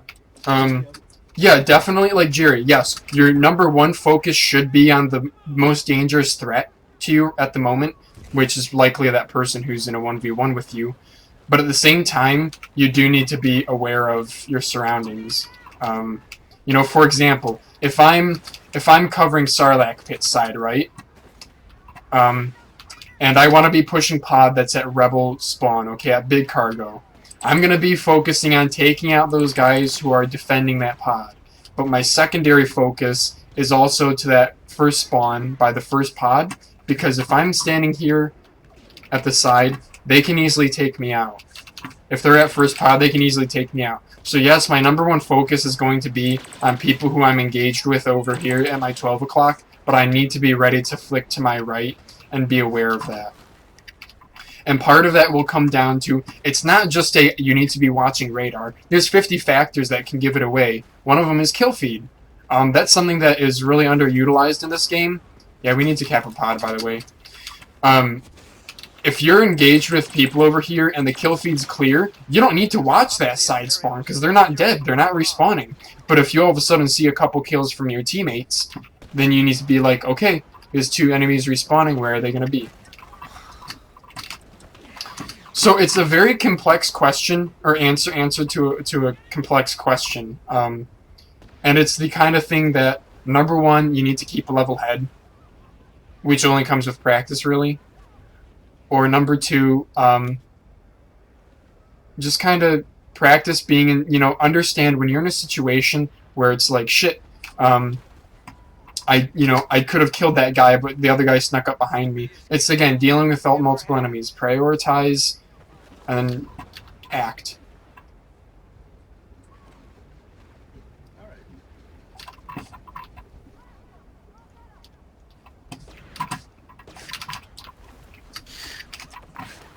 That is something that really frustrates me, though, because like every single time I play with Gecko, he always goes to the other team and he just tries to jump pulse me the entire time.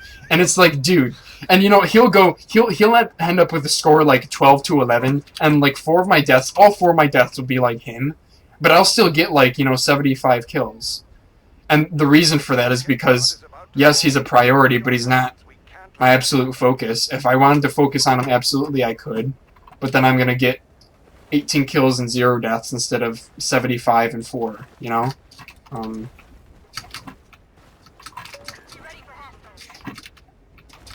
And you gotta let those guys have, you know, you gotta let them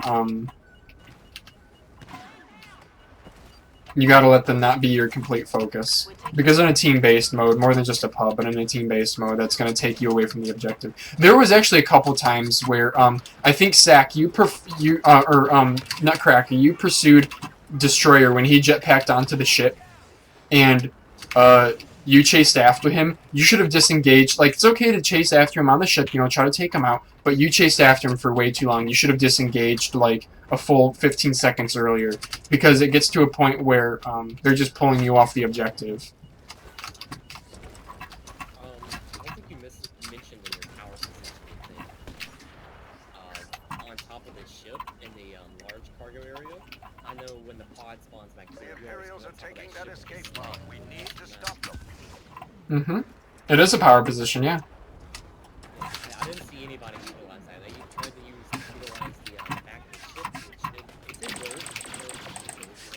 They didn't really stay there too long. But I think on top of the ship is very powerful, like an 8 or I don't know what else gun you guys. Just shooting in the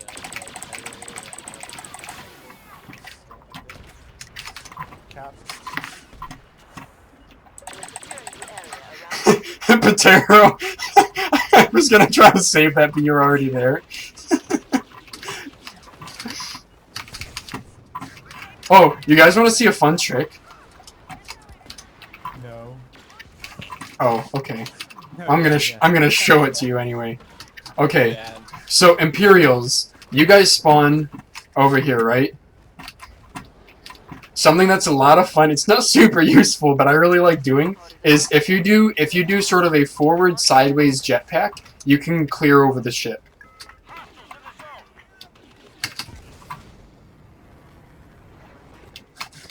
So now I'm already in big cargo. You see that? I'm at big cargo already. Oh, did you see that? I can do it again. If you guys want to watch from the other side, you might be able to see from the other side.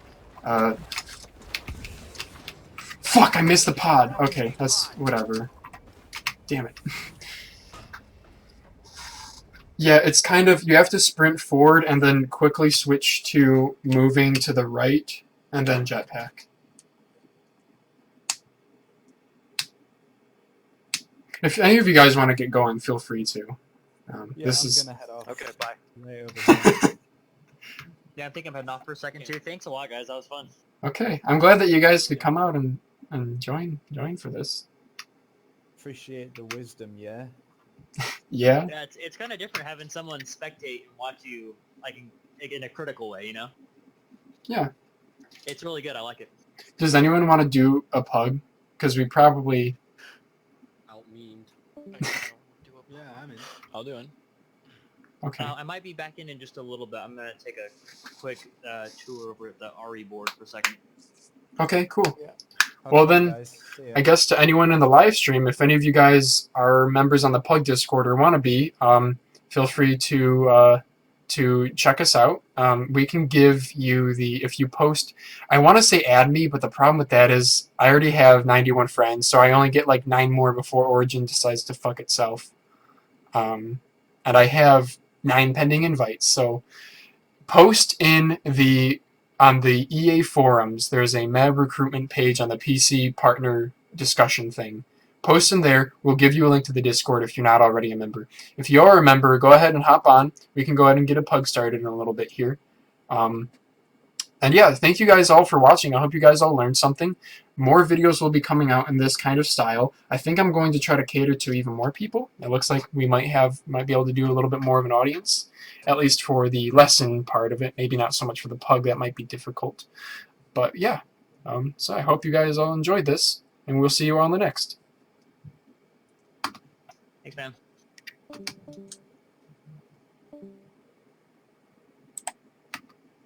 Okay. Good shit. Yeah, thanks again, Flandy. And Yeah. Strix and SSP and I'm forgetting somebody. That was pretty good. Yeah, that was good. I was. Thing is, you Go- have the knowledge